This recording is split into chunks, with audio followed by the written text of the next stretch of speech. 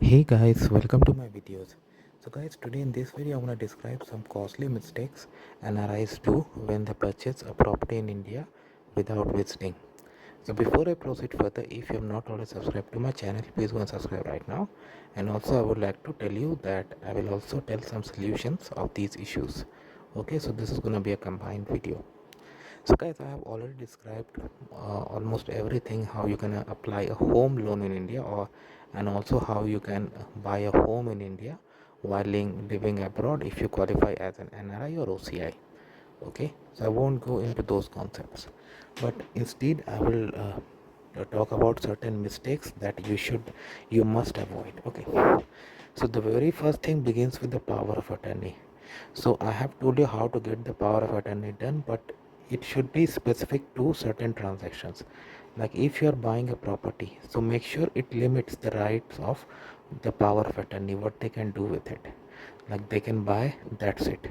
Do not grant them too much of authority that even in your absence or even without your knowledge, they can do other transactions, like they can get a mortgage on the property or something else.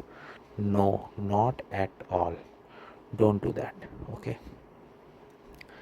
uh, your power of attorney could be your most trustworthy relative or your best friend, but still have protections for yourself. Don't cross the limit, otherwise you can be double crossed. I'm telling you, it happens. Okay. Second thing is, for builders, for realtors, especially those who are like unscrupulous, NRIs are very soft targets, because they can because you are not physically visiting there, so they can produce lot of documents over WhatsApp that, see, this is my RERA, this is something something. No, don't go by what they tell you on WhatsApp. You have to verify the ground reality. Having said that, because you are not going over there, you need to have someone who can actually verify it for you, and the documents of the property have to be verified by a legal professional, your lawyer. Okay, because what if tomorrow another owner comes upon, what if there is some fraud in the title of the property? So this, you have to be very careful. You should have a trustworthy friend or relative who can go to the place and verify. And when you are buying the property, you have to do research.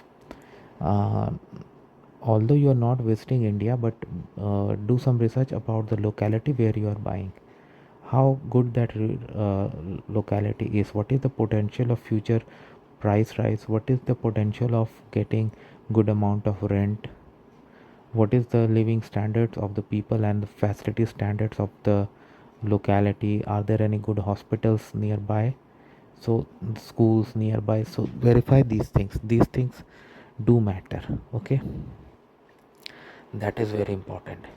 Then you need to verify more things as well. Okay, even for the builder you are buying, verify their history, and the RERA that they share with you, you need to verify the RERA number online yourself, and also your lawyer is gonna verify. So these things you must do. Okay. Third thing, like on your next visit, or even when it is handed over to you, possession is granted to you, like, get cameras installed in your property. Okay, why I'm telling you this, that an internet connection is not so expensive nowadays in India. In 400-500 rupees also you can get internet connection that is just good enough to run security cameras, because you're not living there, so you don't need more than that. Okay, so you can have a friend or family member who can go there and configure these things for you, get it installed for you. Bills you can pay online, fine, but have the security cameras over there, because you are not living there. You might have handed over the key to your relative or friend or whoever, but do you really know what's happening in your house? Do you have any proof, any evidence? No. But if you have security camera, you can monitor from a different geographic location altogether. You can even enable cloud storage. It's not much expensive nowadays, so that you always have the evidence if anything goes wrong, because you are not there. So something has to be configured over there so that you can monitor your property, what's actually happening there. This is a very important step that I tell you, all of you, to get it in. It's a very simple and very cheap investment, but it provides you a lot of peace of mind. Okay, and so like not having proper security is again a mistake that you should avoid. Then not having proper contacts with your neighbors is also a mistake.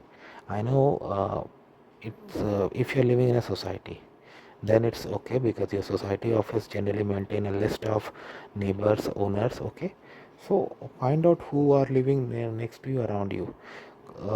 I mean, not having conversation with your immediate neighbors is a mistake. You should never do that because they are going to provide you some vital information if your chosen relative or friend does something wrong. Okay, you need to understand this is how things work. Okay, so like nowadays you can connect with them over WhatsApp. Just connect with them and speak to them that who are they, and I mean, just have some basic conversation so that in case of anything that you really want to know, you can ask them for help. Okay, because if you have camera and something wrong is detected, then who's gonna go and check out, right? Who's gonna keep an eye? So that also matters. So that is why I have this. Okay, and like if you are renting it, especially if you are renting it, then it's very important. Then you cannot have cameras installed due to privacy reasons, at least towards the inside of the home. But if you have neighbors around you who are trustworthy, they will definitely help you. Next is the income.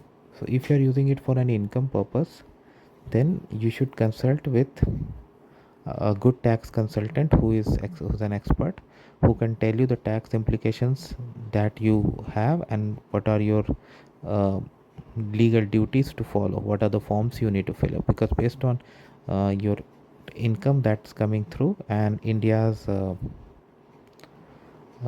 tax treaties with the country where you live, there could be some declaration requirements. So make sure you understand that. I don't want to go much into that, but you should definitely like have this fixed for yourself, because in case you don't, there are gonna be some issues. So in this way uh, you can definitely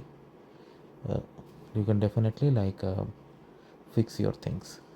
So that is how it works, guys. Let me know what you feel about it. Thanks for watching this. Please subscribe to the channel. Thank you.